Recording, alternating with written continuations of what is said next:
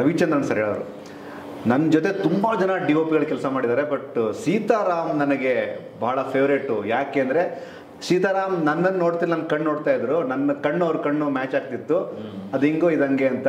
ಅಂದರೆ combination work ಆದಾಗ ಅದು ಕಲಾವಿದರು ನಿರ್ದೇಶಕ, ಕಲಾವಿದರು ನಿರ್ಮಾಪಕರಾದಾಗ ಒಳ್ಳೆ ಪ್ರಾಡಕ್ಟ್ ಬರುತ್ತೆ ಅಂತ. ರಘುಣ, ಒಂದು ಸಿನಿಮಾ ತುಂಬ ಕಾಡಬೇಕು ಅಂದರೆ ಏನೆಲ್ಲ ಅಂಶಗಳಿರಬೇಕು ಆ್ಯಸ್ ಅ ಕಲಾವಿದರಾಗಿ? ತುಂಬ ವರ್ಷ ಜನ ಅದನ್ನು ತೊಗೊಂಡೋಗ್ಬೇಕು ಅಂತ. ಅದು ಮತ್ತೆ ನಾವು ಹಳೆ ಸಿನಿಮಾ ಎಕ್ಸಾಂಪಲೇ ಕೊಡಬೇಕಾಗತ್ತೆ. ಅದು ಆ ವಿಚಾರಗಳು ನಮಗೆ ಗೊತ್ತುಬಿಡಿದ್ರೆ ನಾವು ಅದನ್ನೆಲ್ಲ ಮಾಡಿಬಿಡ್ತೀವಿ ಅಲ್ವಾ? ಯಾಕೆ ನಾವು ಮತ್ತು ಬಂಗಾರ ಮನುಷ್ಯ ತೊಗೋತೀವಿ, ಮತ್ತು ಭೂತೈನ ಮಗ ತೊಗೋತೀವಿ, ಅಥವಾ ಅದಲ್ಲದೆ ಒಂದಾನೊಂದು ಕಾಲದಲ್ಲಿ ಆಗ್ಬೋದು, ಅಥವಾ ಕಾಶಿನಾಥ್ ಮಾಡಿದ ಅಪರಿಚಿತ ಆಗ್ಬೋದು. ಈಗ ಹಾಗೆ ನಮ್ಮ ಕನ್ನಡದಲ್ಲಿ ತುಂಬ ಪುಟ್ಟಣ್ಣವ್ರು ಮಾಡಿರೋದು ಶುಭಮಂಗಳ ಆಗ್ಬೋದು, ಅವೆಲ್ಲ ಎಲ್ಲ ನೋಡಿ. ಈಗ ಮೇರ್ ಮುತ್ತಣ್ಣ ಯಾವುದು ನಮ್ಮ ತಿರ್ಗಾ ನಮ್ಮ ಸಿದ್ಲಿಂಗರು ಮಾಡಿರೋದು, ನಾವು ಮತ್ತೆ ಅದನ್ನೇ ತೊಗೋತೀವಿ. ಯಾಕೆ ಒಂದು ಹೇಳ್ತೀವಿ ಅಂತ ಅವಾಗ ಅದನ್ನು ನೋಡ್ಕೊಳಗೆ ಏನಾಗುತ್ತೆ ನೋಡಿ, ಅಲ್ಲೊಂದು ಸ್ವಲ್ಪ ತೀವ್ರವಾದಂಥ ಒಂದು ಕುಟುಂಬದ ಸಂಬಂಧಗಳು ಇರಬೇಕಾಗತ್ತೆ, ಒಂದು ಸ್ವಲ್ಪ ತರಲೆ ತುಂಟಾಟ ಚೇಷ್ಟೆಗಳಿರಬೇಕಾಗ್ತದೆ. ಅದಾದಮೇಲೆ ಅದಕ್ಕಿಂತ ಗೊತ್ತಿಲ್ಲದಂಗೆ ಒಂದು ಕಟುವಾದಂಥ ವಾಸ್ತವ ಅದು ಫೀಲ್ ಆಗಬೇಕು ಅಂತ.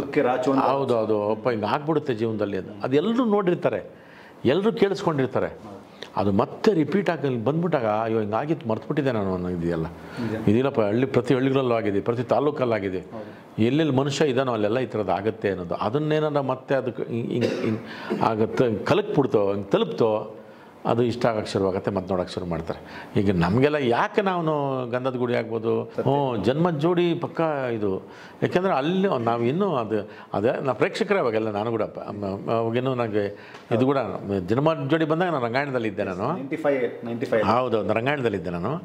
ಅದು ಎಷ್ಟು ಚೆನ್ನಾಗಿ ಮಾಡಿಬಿಡ್ತಾರೆ ಅಂತ ಅನಿಸ್ಬಿಡ್ತಾವೆ. ಹೌದಲ್ವಾ? ಮತ್ತೊಂದು ಹಳ್ಳಿ ಕಟ್ಕೊಡೋದಾಗಲಿ. ಈಗ ನನಗೆ ಏಕೆಂದರೆ ತುಂಬ ಆಪ್ಷನ್ಸ್ ಇರೋದ್ರಿಂದ ನಿಮಗೆ ಎಲ್ಲ ನೋಡ್ತಾರೆ, OTT ಎಲ್ಲ ನೋಡ್ತಿರ್ತಾರೆ.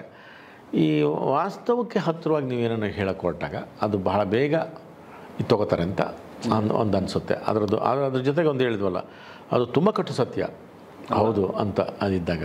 ಈಗ ಮಾಮೂಲು ನಾವು ಅಪ್ಪ ಮಗನ ಮಾಡಕ್ಕೆ ಅಂತಂದರೆ ಬಂದಿದ್ದಾವೆ, ಸಾಕಷ್ಟು ಸಿನಿಮಾ ಬಂದುಬಿಟ್ಟಿದ್ದಾವೆ ಇಲ್ಲಂತೆ. ಅದಲ್ಲದೆ ಏನೋ ಒಂದು ವಿಚಾರ ಇದು ಬೇರೆ ಥರದ್ದು ಒಂದು ಹೇಳಿದ್ನಲ್ಲ, ಅಪ್ಪ ಹೌದು ಅದರಲ್ಲ ಅದ್ರ ಹೌದು ಹಂಗೆ ಕಟ್ಕೊಡ್ತಾರೆ. ಈಗ ನಾವು ಅಪ್ಪ ಮಗನ ಅಂತಂದರೆ ನಾವಿಬ್ಬರು ಅದೇ ಥರ ಏನೋ ನಡ್ಕೊಳಕ್ಕೆ ಹೋದರೆ ಇಲ್ಲ, ಅದು ನಡೆಯೋಕ್ಕಾಗಲ್ಲ. ಹಂಗೆ ಅದು ಇಬ್ರಿಗೂ ಆಗೋದೇ ಇಲ್ಲ, ಒಪ್ಪಿತವಾಗೆಲ್ಲ ನೀವ್ಯಾರು ಅಂದ್ಬಿಡ್ತಾರೆ. ನೀವ್ಯಾರು ಅಂದ್ಬಿಟ್ಟು ಅಯ್ಯೋ ತಿರುಗಿ ಹೌದಲ್ವ ನನಗೆ ಮಾಡಬಾರ್ದಿತ್ತಲ್ಲ ಅಂತ ಅನ್ಸ್ಬಿಡೋದು. ಪರ್ಸ್ಪೆಕ್ಟಿವ್ ಚೇಂಜ್ ಆಗುತ್ತೆ. ಆದರೆ ಅಯ್ಯೋ ಹೌದಲ್ಲ ತಿರ್ಗಿ ನಾನು ಹೌದು ನಾನೇ ಅಪ್ಪ ನಾನು ಮಾಡಲೇಬೇಕು ಅಂತ. ಈ ಥರದ ತೊಂದರೆಗಳು ಅದನ್ನು ತುಂಬ ಚೆನ್ನಾಗಿ ಹೇಳ್ಕೊಂಡು ಹೋಗಿದ್ದಾರೆ. ಅದನ್ನು ಹೇಳ್ಕೊತ ಹೌದು ಕೊನೆಗೆ ಅದು ಕೆಲವು ಅದನ್ನು ಏನೂ ಮಾಡೋಕ್ಕಾಗಲ್ಲ. ಇದ್ರದ್ದು ಅದನ್ನು ಹೌದಪ್ಪ ನಾನು ಇಷ್ಟೇ ನಂದಾಗದು ಇಷ್ಟೇ ನಂದು ಇಷ್ಟೇ ಪ್ರಯತ್ನಗಳು ಚೆನ್ನಾಗಿರ್ಬೇಕು. ಹೌದು ಅದು ಈ ದೃಶ್ಯಗಳು ಅಂತ ಹೇಳ್ತೀವಲ್ಲ, ಅದು ತುಂಬ ಹೊಸದಾಗಿರಬೇಕು ಅಂತ ಅನಿಸ್ಬಿಡುತ್ತೆ ನನಗೆ. ಆ ಥರದ್ದು ಹೊಸ ದೃಶ್ಯಗಳು ತುಂಬ ಮಾಡಿದ್ದಾರೆ ಈ ಸಿನಿಮಾದಲ್ಲಿ. ಅದಕ್ಕೆ ನಮ್ಮ ಕ್ಯಾಮ್ರಾಮನ್ ಕೃಷ್ಣ ಅವರು ಕಾರಣ, ಶ್ರೀಕಾಂತ್ ಅವರು ಕಾರಣ. ಆ ಥರದ್ದು ಹೌದಲ್ಲ ಹೊಸ ದೃಶ್ಯಗಳಿವೆ ಅಂತ ಅನ್ಸ್ಬಿಟ್ಟು. ಮೇಡಮ್, ಈಗ ಸಿನಿಮಾಗಳ ಸಂಖ್ಯೆ ಹೆಚ್ಚು ಕಮ್ಮಿ ಅನ್ನೋದಕ್ಕಿಂತ ಆ್ಯಕ್ಟರ್ ಆಗಿ ನಾವು ಮಾಡುವಂತಹ ಸಿನಿಮಾಗಳು ತುಂಬ ವರ್ಷ ಜನ ಮಾತಾಡುವಂಥ ಸಿನಿಮಾಗಳಾಗಬೇಕು, ನಾವು ಅದರ ಭಾಗವಾಗಬೇಕು ಅಂತ ಪ್ರತಿ ಕಲಾವಿದನೂ ಫೀಲ್ ಮಾಡ್ತಾನೆ. ಸೊ ಆ point of view son of Muthanna ನಿಮ್ಮ ಸಿನಿಮಾ ಕೆರಿಯರ್ಗೆ ಎಷ್ಟು ಭದ್ರ ನಿಲ್ಲುತ್ತೆ, ಎಷ್ಟು ಫ್ಯಾಬ್ಯುಲಸ್ ಮೂಮೆಂಟ್ನ ಕೊಡುತ್ತೆ ನಿಮ್ಮ ಪ್ರಕಾರ? ಸರ್, ನನಗೆ ಒಬ್ಬ ಆರ್ಟಿಸ್ಟ್ ಆಗಿ ಆ್ಯಂಡ್ ಸರ್ ಅವೆಲ್ಲ ಹೇಳಿದ್ರು ಎಲ್ಲರದು ಒಂದು ಚಿಕ್ಕ ಸ್ವಾರ್ಥ ಇರುತ್ತೆ ನಾವು ಸಿನಿಮಾ ಮಾಡಬೇಕಾದ್ರೆ ಅಂತ. ಒಬ್ಬ ಆರ್ಟಿಸ್ಟ್ ಆಗಿ ಹೌದು, ಆರ್ಟಿಸ್ಟ್ ಆಗಿ ತುಂಬ ಒಳ್ಳೆ ಹೆಸರು ಬರುತ್ತೆ. And more than everything else sir, ನಿಜವಾಗ್ಲೂ ಹೇಳ್ತಾ ಇದ್ದೀನಿ, ಈ ಸಿನಿಮಾ ನೋಡಿದವ್ರು ಎಲ್ಲರ ಮನೇಲೂ ಒಂದು ಮಾತಾಗ್ತೀನಿ ನಾನು. ಯಾಕಂದರೆ ಎಲ್ಲರಿಗೂ ಅವ್ರು ಈ ಥರ ಮಗ ಇರಬೇಕಾಯ್ತು, ಅಥವಾ ಬರೀ ನಾನಂತಲ್ಲ ಸರ್, ಎಲ್ಲರೂ ನಾನಾಗಿರ್ಬೋದು, ರಘು ಸರ್ ಆಗಿರ್ಬೋದು, ಖುಷಿಯವರಾಗಿರ್ಬೋದು, ಎಷ್ಟು ನಿಜ ಜೀವನಕ್ಕೆ ಹತ್ತಿರ ಅಂದರೆ ಈ ಸಿನಿಮಾ. ಸೊ ಒಬ್ಬ ಮಗನಿಗೆ ಅಯ್ಯೋ ನಮ್ಮಪ್ಪ ಈ ಥರ ಮಾಡ್ಬೋದಾಗಿತ್ತಲ್ಲ, ಯಾಕೆ ಬೈದ ನನಗೆ, ಅಥವಾ ಒಬ್ಬ ಅಪ್ಪಂಗೆ ಅಯ್ಯೋ ನನ್ನ ಮಗ ಇದು ಮಾಡ್ಬೋದಾಗಿತ್ತಲ್ಲ, ಒಬ್ಬ ಮಗಳಿಗೆ ಖುಷಿ ರವಿಯವರು ಆಮೇಲೆ ಸುಚೇಂದ್ರ ಪ್ರಸಾದ್ ಸರ್ದು ಅಪ್ಪ ಮಗಳದು ಅದಿದೆ.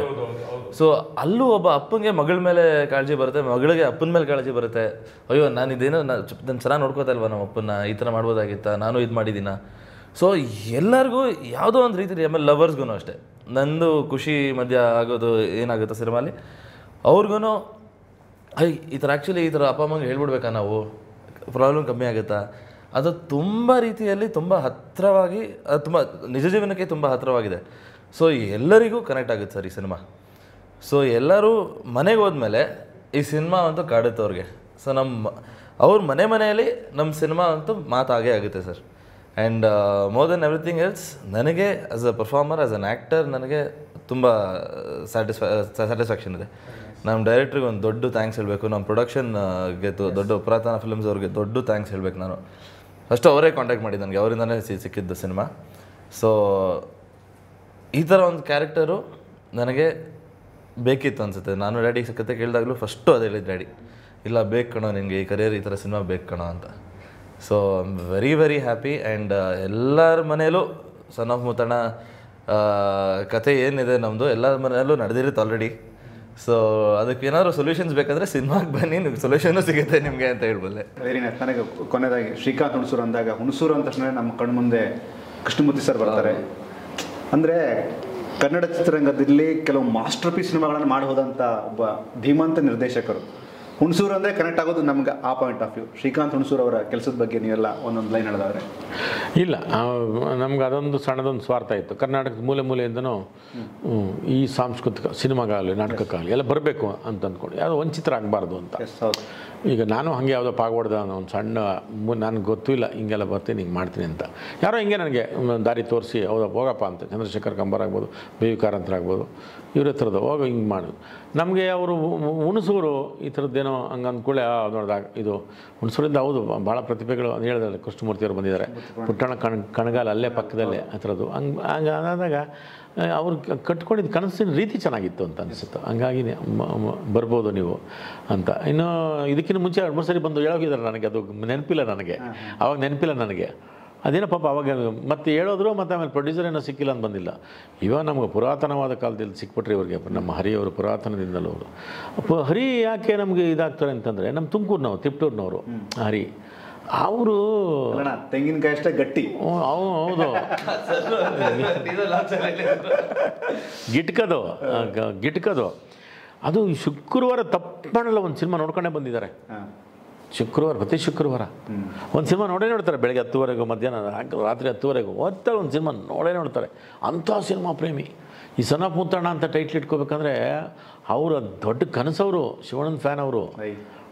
ಆ ಥರದ ಆ ಥರದೇ ಸನ್ ಆಫ್ ಮುತ್ತಣ್ಣ ಇಡ್ಬೇಕು, ಟೈಟ್ಲ್ ಸಕ್ಕತ್ತಾಗಿದೆ ಅಂತ ಅನ್ನೋರು. ಇವೆಲ್ಲ ಕೂಡಿದಾಗ ನಮಗೆಲ್ಲ ಅದೊಂದು ಇರುತ್ತಲ್ಲ, ಹಾಗೆ ಹೌದಲ್ಲಪ್ಪ ಕತೆ ಮಾಡ್ಕೊಂಡಿದ್ದಾರೆ, ಬರಬೇಕು ಹುಣಸೂರಿಂದ. ಅದು ಡೆಬ್ಯೂ ಸಿನಿಮಾ ಬೇರೆ, ಅದೆಲ್ಲ ನಮ್ಗೆ ಸಣ್ಣದಾಗಿ ಒಳಗಡೆ ಒಂದು ನಮ್ಮವರೇ. ಈಗ ನಾನು ಪ್ರಾರಂಭಕ್ಕೆ ಬಂದಾಗ ಡೈರೆಕ್ಟ್ರು, ಅಸಿಸ್ಟೆಂಟ್ ಡೈರೆಕ್ಟ್ರು ಇವರು ಇಬ್ಬರೇ ಕನ್ನಡದವ್ರು ಇರ್ತಿದ್ದು. Fight master Tamil, dance master Tamil, cameraman, camera assistant Tamil, Telugu. ನಾವು ಅನುಮಾನ ಏನೇ ಇದು ಕನ್ನಡ ಸಿನಿಮಾ ಬೇರೆ ಯಾವುದೋ ಬರೀ ಅವರೇ ಇರ್ತಾಯಿದ್ದು. ಅವಾಗ ಮಾತ್ರ ನಮಗೆ ಅಸೋಸಿಯೇಟ್ ಡೈರೆಕ್ಟ್ರುಗಳು, ಅಸಿಸ್ಟೆಂಟ್ ಡೈರೆಕ್ಟ್ರು ಬಂದು ಕನ್ನಡದಲ್ಲಿ ಮಾತಾಡೋರು. ಅಷ್ಟು ಜನ ಇದ್ದರು. ಇವಾಗ ನಮಗೂ ಖುಷಿ ಆಗುತ್ತೆ. ಇದನ್ನು ನಾವು ಬೆಳೆಸ್ಕೊಂಡು ನಮ್ಮವ್ರು ಬರಬೇಕು ಅನ್ನೋದು ನಮ್ಮ ಪ್ರಜ್ಞೆ ನಮ್ಗೆ ಇರಲಿಲ್ಲ ಅಂತಂದರೆ ಇಷ್ಟು ಜನ ಆಗ್ತಿರಲಿಲ್ಲ. ಅದಕ್ಕೆ ತುಂಬ ಜನ ಸಹಾಯ ಮಾಡಿದ್ದಾರೆ ಹೀರೋಗಿಂದ.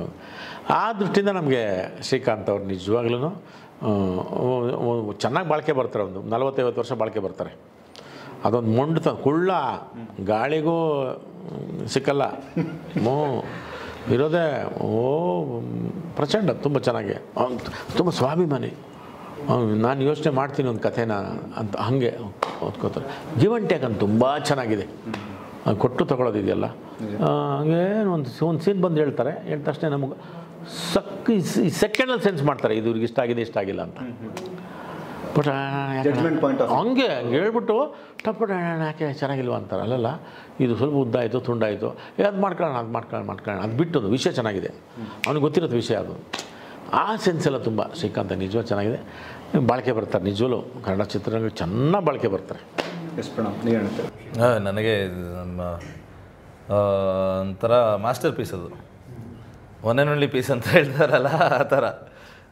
ನಮ್ಮ ಡೈರೆಕ್ಟ್ರು ಅವರ ಸೆನ್ಸಿಬಿಲಿಟೀಸ್ ತುಂಬ ಚೆನ್ನಾಗಿದೆ ಸರ್. ಸೂಕ್ಷ್ಮತೆಗಳು ಎಷ್ಟು, ಹೆಂಗೆ, ಏನು ಬೇಕು, ಎತ್ತಬೇಕು ಎಲ್ಲ ತುಂಬ ಚೆನ್ನಾಗಿ ಗೊತ್ತಿದೆ. ಆ್ಯಂಡ್ ನಾವು ಆಲ್ರೆಡಿ ಈ ಸಿನಿಮಾ ಇನ್ನೂ ರಿಲೀಸ್ ಆಗಿಲ್ಲ, ಬಟ್ ನೆಕ್ಸ್ಟ್ ಇನ್ನೊಂದು ಮಾಡ್ತಾಯಿದ್ದೀವಿ ಆಲ್ರೆಡಿ. ಸೇಮ್ ಪುರಾತನ ಫಿಲಮ್ಸು, ಶ್ರೀಕಾಂತ್ ಹುಣಸೂರು ಡೈರೆಕ್ಟ್ರು, ನಾನು. ಸೊ ಎಲ್ಲರೂ ಕೃಷ್ಣಣ್ಣ ಎಲ್ಲ ಫುಲ್ ಟೀಮೇ. ಇನ್ನೊಂದು ಸಿನಿಮಾ ಮಾಡ್ತಾ ಇದೀವಿ ಇದಾದ್ಮೇಲೆ. ಇಷ್ಟು ಸರ್ ಇರ್ತಾರೆ, ಗ್ಯಾರಂಟಿ ಇದ್ದಾರೆ. ಅವ್ರನ್ನ ಬಿಡಲ್ಲ. ರಘು ಸರು ಇದ್ದಾರೆ. ಆ್ಯಂಡ್ ಸೊ ತುಂಬ ಸೂಕ್ಷ್ಮತೆ ಹೇಳಂದರೆ ರಿಯಲ್ ಲೈಫ್ ನಿಜ ಜೀವನಕ್ಕೆ ಏನು ಹೆಂಗೆ ಇರ್ತೀವಿ ನಾವು, ಹೆಂಗೆ ಅದನ್ನು ಸಿನಿಮಾಲಿ ಬಳಸ್ಕೋಬೋದು ಅಂತ ತುಂಬ ಚೆನ್ನಾಗಿ ಗೊತ್ತಿದೆ ಅವ್ರಿಗೆ. ಸೊ ನನಗೆ ಈ ಥರ ಒಂದು ಡೈರೆಕ್ಟರ್ ಸಿಕ್ಕಿರೋದು ಐ ಆಮ್ ವೆರಿ ಲಕ್ಕಿ ಅನಿಸುತ್ತೆ. ನಮ್ಮ ಸಿನಿಮಾ ಇಂಡಸ್ಟ್ರಿಗೆ ಈ ಥರ ಒಂದು ಡೈರೆಕ್ಟರ್ ಬೇಕು, ಪ್ರೊಡಕ್ಷನ್ನು ಅಷ್ಟೇ. ಇಬ್ಬರು ಈ ಥರ ಸಿನಿಮಾ ಇಂಡಸ್ಟ್ರಿಗೆ ಈ ಥರ ಡೈರೆಕ್ಟರ್ ಬೇಕು. ಆ್ಯಂಡ್ ಇರ್ತಾರೆ ಸರ್, ಸಕ್ಕತ್ತಾಗಿ ಆಗ್ತಾರೆ ಅವರು. ಎಸ್, ಥ್ಯಾಂಕ್ ಯು ರಘೋಣ, thank you Pranam, thank you Krishna. ಅಂದರೆ ರವಿ ಅವರೇ ನಿಮಗೂ ಥ್ಯಾಂಕ್ಸ್. ತುಂಬ ಚೆನ್ನಾಗಿ ಪ್ರಶ್ನೆಗಳಂತೂ ನಮಗೆ ಯೋಚನೆ ಮಾಡಂಗೆ ಮಾಡಿಬಿಟ್ಟು ಮಾತಾಡ್ಸ್ಬಿಟ್ರಿ ನೀವು. ಅಂದರೆ ಲಾಸ್ಟ್ ಟೈಮ್ ರಘೋಣ ಸಿಕ್ಕಾಗ ನನಗೆ ಕೇಳಿದ್ದು ನಿಮ್ದು ಯಾವ ಊರು ಅಂತ. ನಂದು ಬಿಜಾಪುರ ಅಂತಂದೆ. ನಿಮ್ಮ ಕಡೆ ಜನ ಬರಬೇಕು ಸಿನಿಮಾಗೆ ಅಂತ. ಅಂದರೆ ನನಗೇನು ಸಂಬಂಧ ಇಲ್ಲ, ಬಟ್ ರಘುಣ್ಣನಲ್ಲಿರುವಂತಹ ಭಾಷಾ ಪ್ರೇಮ, ಅಂದರೆ ಸಿನಿಮಾ ಅಂದಾಗ ಬರೀ ಈ ಪ್ರಾಂತದ ಜನ ಮಾತಿದ್ದಾರೆ ಅನ್ನೋ ಫೀಲ್ ಇದ್ದಾರೆ, ನಿಮ್ಮ ಕಡೆಯವ್ರು ಬರಬೇಕು ಅಂದ್ರದು ನನಗೆ ಭಾಳ ಇಷ್ಟ ಆಯಿತು. ಅದು ದೊಡ್ಡ ಮಟ್ಟಕ್ಕೆ ಪ್ರೇರಣೆ ಆಗ್ಬೇಕು ನಮ್ಮಂಥವ್ರಿಗೆಲ್ಲ. ಥ್ಯಾಂಕ್ ಯು ಸೊ ಮಚ್ ರಘುಣ, ಥ್ಯಾಂಕ್ ಯು ಸೊ ಮಚ್. ಎಲ್ಲರೂ ಒಳ್ಳೆಯದಾಗಲಿ.